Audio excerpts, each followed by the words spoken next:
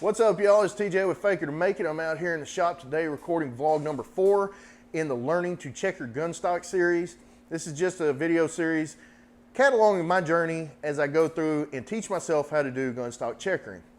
Now, as I've said before, I don't plan on doing any kind of high-end gunstock checkering in a professional capacity on somebody's $12,000 shotgun. That's not really what I'm into it for. I love the art form and I really appreciate it, and I just really was interested enough in it to actually learn how to do it. I don't really have anybody in my area that could teach me that I know of, and I get a real sense of satisfaction knowing that I taught myself how to do something from just reading books and watching videos. And I mean, some could argue that that's not really self-taught because you're still taking in outside information, whatever. So I just wanted to do a quick rundown in this episode to kind of sum up what I've gone through from step 1 all the way to here. Now, after episode 3, up to that point, I had all of my lines cut with the 2-line spacer with the 18 line per inch 2-line spacer.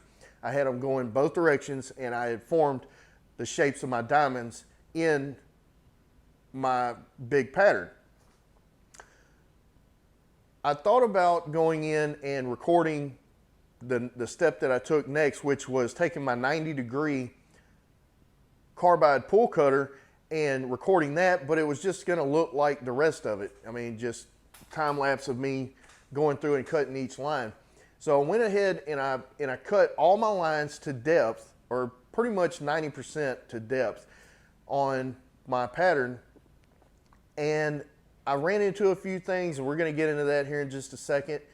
But I did post some of my progress pictures on my Instagram account, and I want to give a big shout out to CS Gunstocks and Anvil Gunsmithing for giving me some kind words of encouragement. I really look up to these guys. They do amazing things with firearms, and they're just really handy, and they're I mean, just artists in what they do. So you should really go check them out. They gave me some helpful tips and just some really good words of encouragement. So CS Gunstocks and Anvil Gunsmith, thank you so much. I appreciate you guys. Now, just to kind of wrap up, I first started out with this walnut piece of wood, and it's just a simple, ordinary piece of walnut, right? Well, I don't think so. I think the weird thing about this piece of wood, if you look at the grain, I believe it's rift sawn.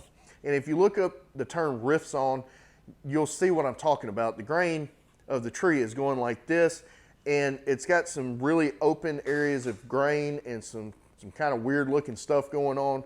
And I just had a lot of trouble cutting this particular piece of wood.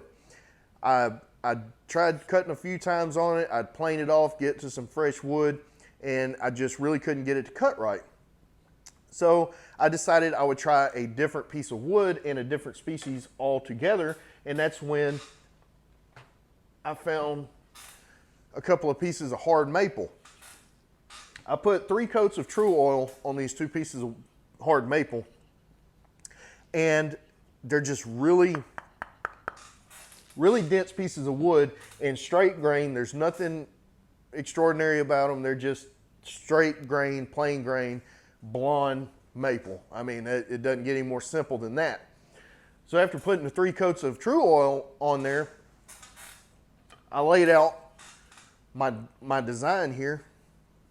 You have to excuse me, I'm getting used to this new lighting.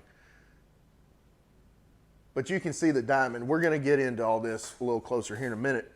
But I laid out my pattern with my checkering diamond, and I decided to use my 18 line per inch 2-line cutter, and I went in and cut all my spacing lines, and then come back and then cut them to depth with the 90-degree cutter. That took forever. I was determined not to make any more catastrophic mistakes with this piece. That was what happened with this one. I made so many mistakes from the jump that it just wasn't even worth trying to take it to completion. And that's why I consider this one a success, because I was actually able to make it to completion with this blank. Now, that's not to say that there is a buttload of mistakes all through this.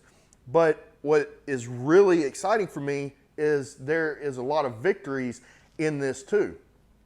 And I was able to learn a lot. And that's what I kind of want to just talk about in this vlog, what I did right, what I did wrong, my victories and my defeats, and just kind of go over everything that I ran into and just kind of keep this video simple. And so we're going to just take the camera down here in a minute and look at this through the magnifying glass and just give you a good hard look at the reality of how difficult gunstock checkering can be. A few other things that I learned was you need magnification. And my beautiful wife heard me crying out here about how I couldn't see what I was doing. And I had mentioned that the Donegans was the way to go, and I've always wanted a set. They have a bunch of different ones on Amazon that are no name brand and stuff like that. But through all my research I've read, it's you need to get Donegan or nothing. And these particular Optivisors came with a number 4 lens. Now, in the paperwork here, the number 4 lens has a focal length of 10 inches, and it's 2 times magnification. So what that means is these lenses will be focused at 10 inches, and that will give you 2 times magnification. They have a number 2 lens all the way down to a number 10. The 2, just to give you an example, has a focal length of 20 inches, but that's 1.5 times magnification. So you could see there that that would also be a pretty useful lens to have, being that these lenses are interchangeable, so you could change them out for doing different stuff. But actually, these are cheap enough, I feel, that you can just buy another set with a different lens already installed, so you don't have to take them on and off every time. And then the strongest lens that they have is the number 10 lens, and that is a focal length of 4 inches at 3.5 times magnification. So that's going to put you really close to what you're working on, but that's going to give you 3.5 times normal size. That's going to be really strong. The number 4 was a really good middle of the road strength of lens for me. The only other thing that I didn't talk about really was the checkering vise. I just took a pipe clamp and stuck it in the bench vise because whenever I was sitting here working like this, I was at a disadvantage mechanically, and it was causing me to use my wrist and have a broken link between my shoulder and my hand. And checkering is kind of like if you're using a handsaw in carpentry and you're cutting a piece of wood, you don't want to do no crap like this. You want to have a straight line from your shoulder making that cut. So the same thing with the checkering tool, you want to have an unbroken line in a link, as if your arms from the shoulder are maybe like mechanical or something. You lock them in place and you make all this movement from here to here to here, and there shouldn't be any movement here. So standing up, I was able to keep a straight posture, stand on my feet, work more closely and in line, and not have to have my head tilted down to look at it. I could look straight at what I was doing, and it was just overall more comfortable. Now, one thing about it is I have a bad back and my feet always hurt. I work on concrete here in the shop. So I had 2 pieces of foam underlayment that I put down that I stood on. Even after a while, my back after hours would be killing me. So I was actually able to take my stool and sit in front of it and adjust the workpiece down, and it would be almost like I was standing, but it would give my back and my feet a break from working from the stool, but I still was able to sit upright and keep that straight line of motion when I was cutting with the checkering tools.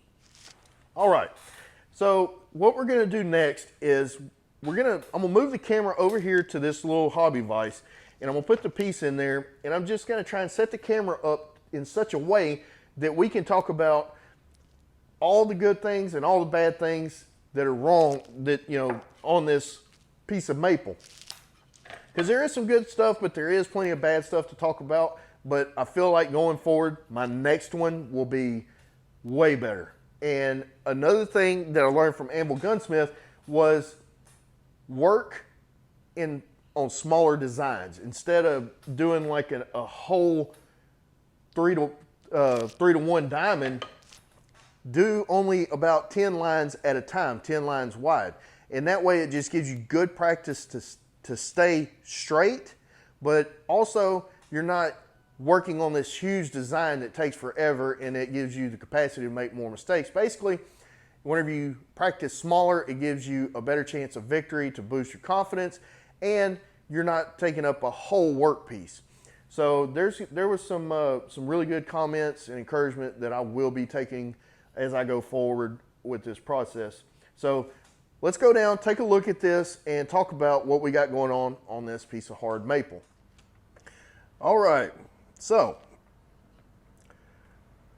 right here without magnification, I'm probably 6 inches from the workpiece with the camera, and you can already see mistakes right here, right here, all these little fine double lines that are not supposed to be there. So what I'm going to do now is I'm going to take the magnifying glass and put it in front of the camera. Okay. Now you can see it a little bit better. Bear with me. It's kind of difficult because this isn't really a camera. I lied. It's an iPad. But you can see right here the overruns, the double lines, and the double lines go in both directions, you know, the screw ups. Down here, you can see where I got off cutting my border with the 60-degree V-gouge.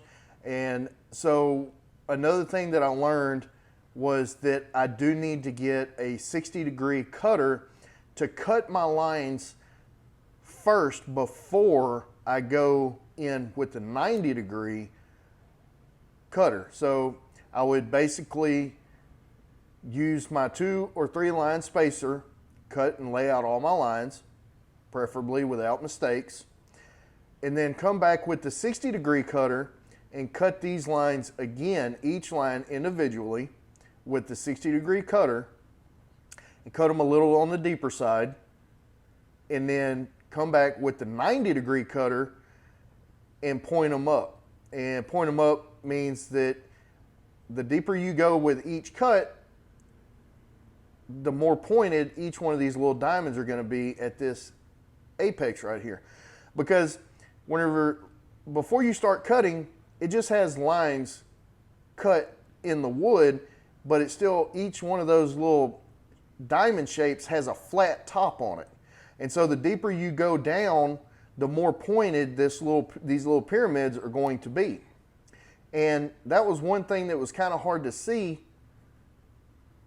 was whether or not I had cut to full depth, because when you cut to full depth, if you turn this piece at an angle to the light source, you'll see all these little shiny specks, and that's basically true oil still sitting on top of each one of these diamonds. And that means that you haven't made a point on each one of these diamonds. And basically that the top of this diamond is still flat. So here you can see another spot where the line got off and was entirely too big. And then right here you can see where it caught this piece of grain and it threw me off. Kind of jumped the railroad track basically. I derailed and then I came back. And these layout lines were all before I had the Donegan magnifying optivisors. And I feel like I would have been able to mitigate a lot of mistakes had I seen them coming before it was too late. But you can also see, let me get this straight. There's a lot of good stuff in here. There's a lot of good diamonds out here in the field there's a lot of good cuts and a lot of good shapes.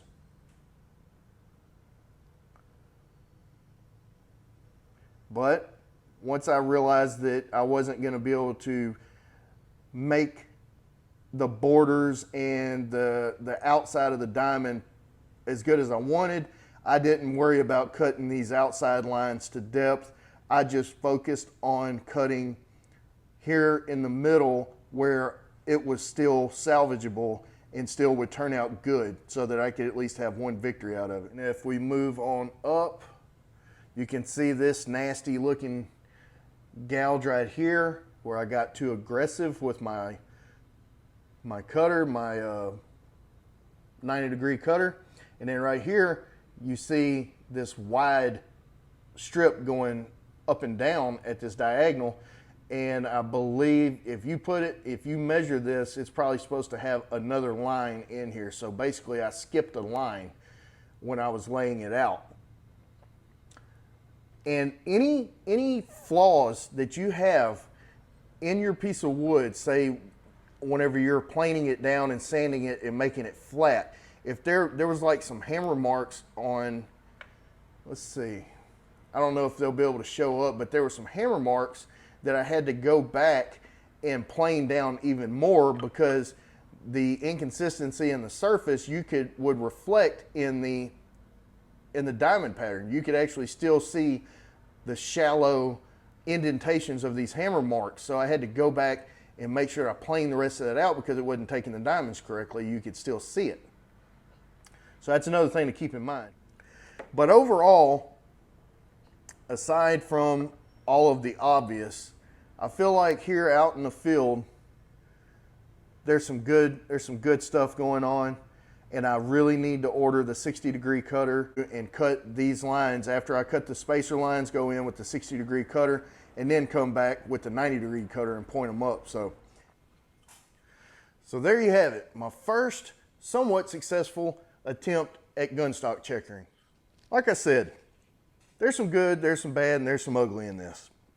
I learned a lot just from this one practice piece, this first actual attempt at doing this. I learned so much, and it took me a long time. I'm talking hours upon hours upon hours to get this completed.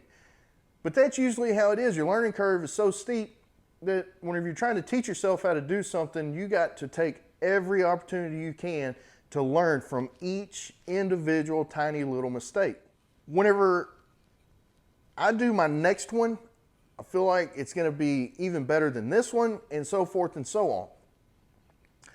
I really enjoy this process, and I can't wait to be able to incorporate it into some of my other quote-unquote art projects, you know, to be able to use it in other areas of woodworking to accentuate the beauty of the wood and just kind of bring that old school gun culture and hunting culture into some of these other woodworking projects.